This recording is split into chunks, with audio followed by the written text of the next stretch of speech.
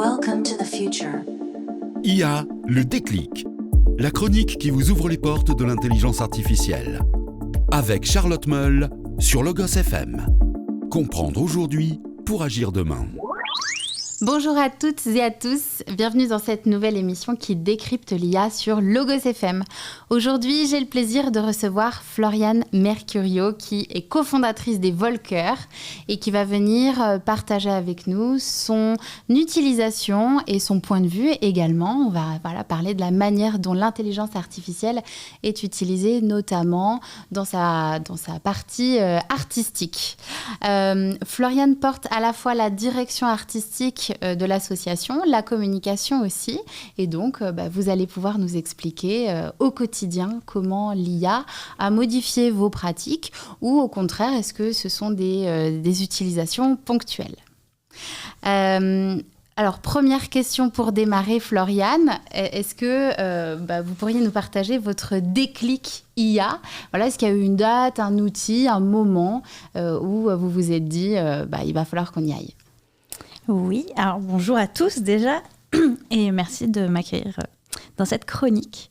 Mon déclic IA, ça a vraiment été le moment où je n'arrivais plus vraiment à suivre le rythme des promotions spectacles et des réalisations en spectacle et j'ai dû chercher une petite aide magique au tout début de ChatGPT et compagnie pour essayer de rédiger les descriptions des posts sur les réseaux, les choses un petit peu comme ça et les petites mains invisibles en fait où on avait besoin de soutien pour gagner en visibilité, pour faire venir nos publics et c'était des petites charges à faible valeur ajoutée, mais ça nous soulageait des efforts de rédaction et de publication, les choses un petit peu comme ça. D'accord.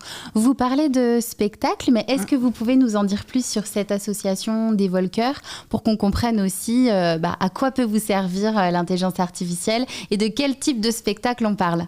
Oui, parce que c'est vrai qu'on n'en a pas parlé. Du coup, on est les Volkers, nous on est à Mosa, on est une association...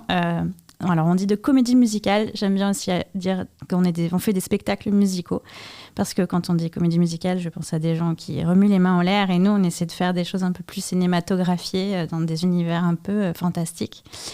On donne des cours adultes, enfants, ados.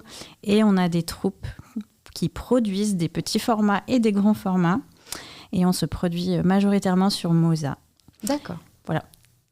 Et donc, justement, si on reprend l'utilisation de l'intelligence artificielle, donc vous disiez pour vous aider à la communication, vu que vous proposez des cours, peut-être aussi qu'il y a un enjeu pour aller chercher des adhérents, soit des adhérents bénévoles pour vous aider dans l'association, soit des participants au cours. Donc, est-ce que en cela, ça vous a aidé et vous avez utilisé certains outils particuliers ? Pour la recherche d'adhérents, pas trop, mais du coup, ça passe par les réseaux et par les posts. Même ne serait-ce que les idées ou les calendriers de publication, d'avoir un peu de storyboard pour savoir comment il fallait publier, quels étaient nos personas, des choses comme ça, un peu de cerveau en plus pour mieux cibler nos futurs adhérents. Et avoir les bons messages au bon moment, connaître les heures de publication qui pouvaient être pertinentes pour nous, d'analyser, faire un peu de data analyse pour savoir quand publier pour avoir le maximum de chances pour attirer du monde. D'accord. Mais après, en soi, pour trouver les adhérents, on reste quand même dans le social, donc il n'y a rien de mieux qu'un humain qui vient parler à un autre humain. Je comprends. Et justement, sur cet aspect plus artistique, cette fois-ci, est-ce qu'il y a des IA spécifiques dans votre univers artistique ? Est-ce qu'il y a des IA peut-être moins connues du grand public, comme celle que vous veniez de mentionner ? Alors, ça a été mon deuxième déclic, je pense, pour le coup, qui est arrivé plutôt l'année dernière, je dirais. C'est avec Suno, qui est une IA qui génère des musiques, des qui peut faire des paroles, des chansons complètes, des instrumentales, oui. Et du coup, pour le coup, moi, je suis pas musicienne, mais j'adore écrire. J'ai toujours écrit mes spectacles, j'ai toujours écrit les chansons. Je réécrivais des chansons sur des chansons existantes ou sur des musiques qui n'avaient pas de paroles. Et j'adorais faire ça. Mais en fait, je me retrouvais quand même limitée aux droits d'auteur. Je me retrouvais limitée au fait que les chansons aient été créées pour un but qui n'était pas le mien à la base. Et j'avais un peu l'impression d'usurper l'identité de la chanson. Et je me disais, faut que je produise. Sauf qu'avec le budget... faut payer un compositeur, des musiciens. On n'a pas la chance d'avoir tout ça à disposition. Et j'ai découvert Suno qui, quand je le nourris de textes, me génère des musiques dessus et avec lequel je peux aussi choisir mes instruments, mon style musical, comment je veux que ma musique soit et la mettre clairement à mon identité.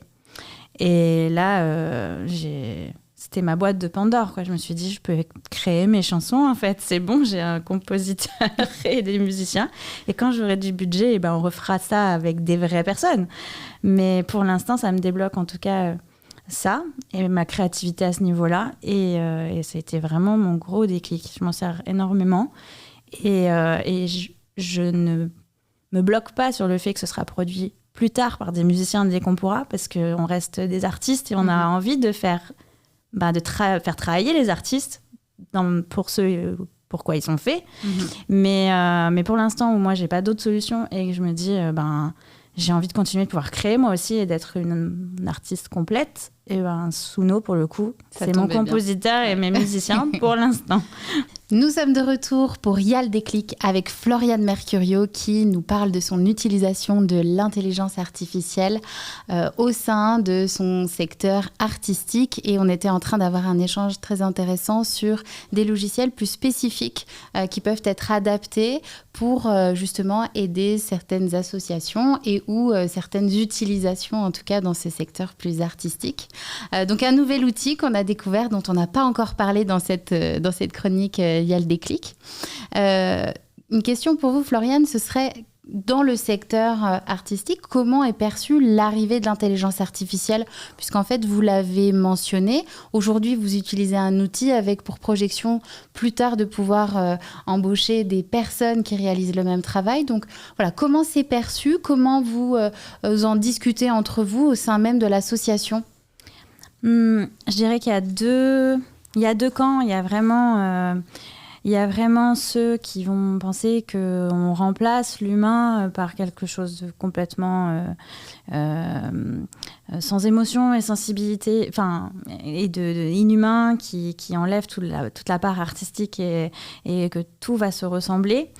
Et qu'on est un peu anti-IA quand on est artiste et qu'il faut qu'on continue de défendre cette valeur-là de l'artiste. Je suis d'accord avec ça, mais à moindre mesure, dans le sens où moi, je suis plus d'un côté plus nuancé, où je me dis oui, mais si j'avais pas l'IA à l'heure actuelle, je pourrais pas créer comme je crée là maintenant.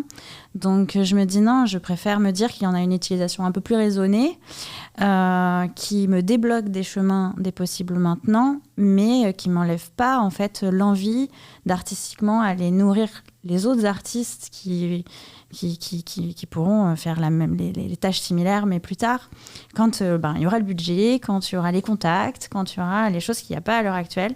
Et moi, c'est maintenant que j'ai envie de créer, c'est pas dans 10 ans, quand on aura un potentiel hypothétique budget pour le faire. Donc du coup, je me dis, je préfère être nuancée et créer moi aussi maintenant, faire les choses pour lesquelles je me dis on a envie de faire. En fait, on a aussi on a plein de messages et plein de belles valeurs à faire passer par nos spectacles. Ce serait bête de rester bloqué parce que on peut pas le faire, ou parce qu'on se dit c'est de l'IA, on va pas l'utiliser. Je trouve que ça débloque quand même. Ça permet de créer des chansons sur lesquelles nos ados s'éclatent et vivent de super moments, se créent des souvenirs. Et peut-être qu'ils n'auraient pas eu cette chanson-là si je n'avais pas utilisé l'IA. Et je le sais que je le fais de façon très réfléchie. Et j'essaie d'être vraiment raisonnée dans l'idée. Et après, dès qu'il y a moyen de faire plus travailler un artiste, on le fait. Okay. Dès qu'on peut faire différemment, on le fait. On priorise au maximum l'humain, que ce soit même pour les créa d'affiches ou de visuels.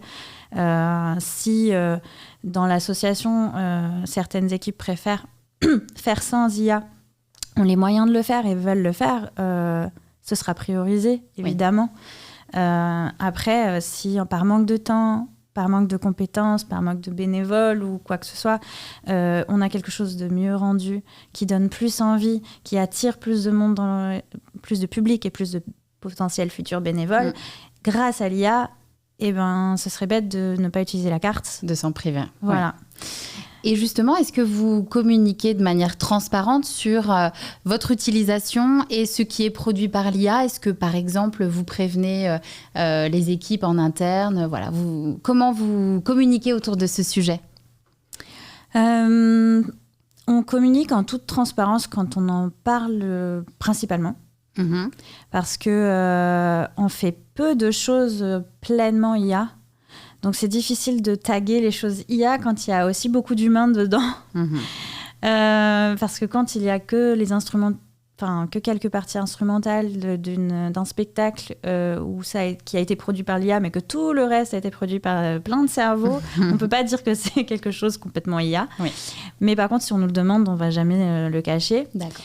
On a aussi l'œil maintenant, et je pense que quand on met des fonds vidéo ou des fonds images sur nos écrans, sur le spectacle ou les choses comme ça, ça se voit quand c'est de l'IA. Puis moi qui produis énormément de choses dans des univers fantastiques, c'est assez facilement imaginable qu'on ne croise pas un dragon facilement dans les rues de Clermont. Mais du coup c'est vite grillé. En tout cas, on essaie de se limiter à ce qui est nécessaire. D'accord. Et puis, mais par contre, on est très ouvert pour en discuter. Et puis, dès qu'on a des remarques ou quoi, on s'adapte. On ne veut pas braquer ou quoi que ce soit. Et on ne veut pas se dénaturer non plus et être... et que tout le monde pense que tout est généré par l'IA, parce qu'il y a tellement de travail de bénévoles et d'humains aussi derrière, avant tout, à 90% dans l'association. D'accord. Qu'il ne faudrait pas tout mettre sous le tapis, quoi. Pour résumer effectivement, votre utilisation ponctuelle de certains outils. Ouais. Super, merci beaucoup Floriane. Peut-être en petit mot de la fin, est-ce que vous présentez des tendances, des outils qui vont arriver, qui vont encore bouleverser peut-être votre secteur ? Est-ce que vous restez en veille de cela ? Est-ce que vous avez des choses à nous partager ? Soit une veille outil d'IA dans le secteur artistique, soit une tendance qui va se confirmer dans ces secteurs-là ? Je sais pas trop, mais pardon. Je dirais peut-être là. Pardon. Je meurs. Peut-être la génération de démos vocales. D'accord. Avec des voix, mais avec pareil quelque chose qui est très éthiquement contrôlé, parce que je crois que c'est notre grande hantise que notre voix soit utilisée, mais je me dis que pour le travail, et juste avoir des démos de chansons, des choses comme ça, avec nos voix, pouvoir se rendre compte du rendu sans perdre le contrôle dessus, ça peut être du gain de temps, parce que nous, ça nous permet de ne pas enregistrer des démos et de passer des heures et des heures à enregistrer des démos. Okay. Des choses comme ça, d'avoir un vrai rendu mais plus dans le sens entraînement et travail. Que entraînement, okay. Ouais. Pour l'utilisation. Que production. Ok, très bien. Merci beaucoup. Merci à tous d'avoir suivi cette chronique sur Logos FM. C'était Y'a le déclic avec Floriane Mercurio. Vous allez pouvoir retrouver cet échange sur nos différents réseaux sociaux et bien évidemment sur le site internet. Merci encore et bonne journée. Merci. Au revoir.